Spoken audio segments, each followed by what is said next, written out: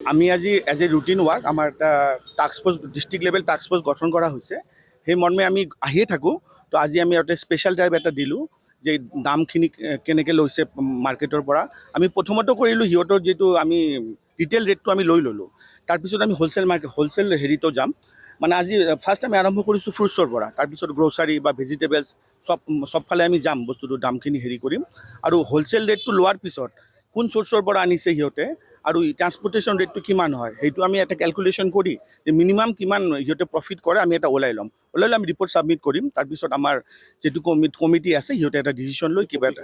এইটো আমাৰ অসম চৰকাৰৰ তৰফৰ পৰা, যোগান বিভাগৰ তৰফৰ পৰা আমাৰ তাৰমানে এখন ডিষ্ট্ৰিক্ট টাস্ক ফ'ৰ্চ বনাই দিছে। তাত আমাৰ বিভিন্ন ডিপাৰ্টমেণ্ট যেনেকৈ আপোনাৰ মেট্ৰলজি, ভেটিনেৰী, তাৰপিছত আমাৰ মিউনিচিপালিটিৰ মানুহ আৰু ভেটিনেৰী আছে আৰু এগ্ৰিকালচাৰ মানুহ আছে।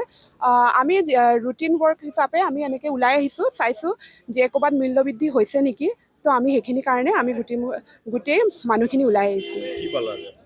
আজি আমি জাষ্ট আহি পেলাই এতিয়া আমি ফলৰ মাৰ্কেটত চাই আছোঁ তেওঁলোকে মানে এই বস্তুখিনি ক'ৰ পৰা লৈ আছে, তেওঁলোকে কোন হ'লচেলৰ পৰা লৈ আছে আৰু কি ৰেটত লৈ আছে।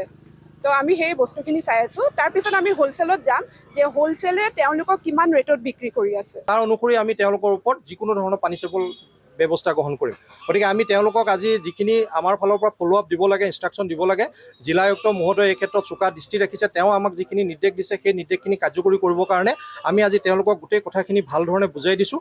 আৰু আমি এটা কথাত খুব গুৰুত্ব দিছোঁ যে প্ৰাইজ আৰু ষ্টক বৰ্ডখন তেওঁলোকে কোনো কাৰণত যাতে মেইনটেইন নকৰাকৈ নাথাকে। সকলো ৰাইজে যিকোনো মুহূৰ্তত আহিলে প্ৰাইজ আৰু ষ্টক বৰ্ডটো তেওঁলোকে দেখা পাব লাগিব। গতিকে এইখিনি আমাৰ ফ'ল' আপ আৰু পৰৱৰ্তী সময়ত আমি চোকা দৃষ্টি ৰাখিম। যিকোনো ধৰণৰ অসুবিধাৰ সৃষ্টি হ'লে, যিকোনো ধৰণৰ খেলি মেলি সৃষ্টি হ'লে তাৎক্ষণিকভাৱে আমি ব্যৱস্থা গ্ৰহণ কৰিম। যোৱাকালি আমাৰ মাননীয় মুখ্যমন্ত্ৰী ডাঙৰীয়াই গোটেই অসমজুৰি যিটো ৰিভিউ কৰিছিলে আমাৰ অপেন মাৰ্কেটৰ ক্ষেত্ৰত।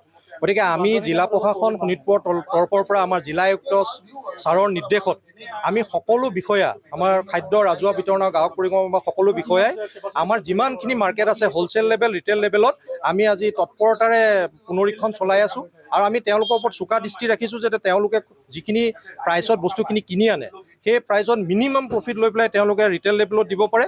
আৰু ৰিটেইলাৰসকলে একদম মিনিমাম প্ৰফিট লৈ পেলাই ৰাইজক দিব পাৰে। আৰু এই ক্ষেত্ৰত আমি কেইটামান কথাত খুব গুৰুত্ব দিছোঁ যে তেওঁলোকে প্ৰাইজ আৰু ষ্টক বৰ্ডখন তেওঁলোকে মেইনটেইন কৰিব লাগিব, কটকটীয়াভাৱে মেইনটেইন কৰিব লাগিব। আৰু ইয়াত যদি কিবা কাৰণত গাফিলতি হয় তৎপৰতাৰে আমি তেওঁলোকৰ ওপৰত তেওঁলোকৰ লাইচেঞ্চ বাতিল হ'ব আৰু অন্যান্য যিকোনো ধৰণৰ শাস্তিমূলক ব্যৱস্থা EC এক্ট মতে এচেঞ্চিয়েল কমোডিটি এক্ট। যিকোনো খবৰৰ বাবে যোগাযোগ কৰক আমাৰ এই নম্বৰত 9181 307 221।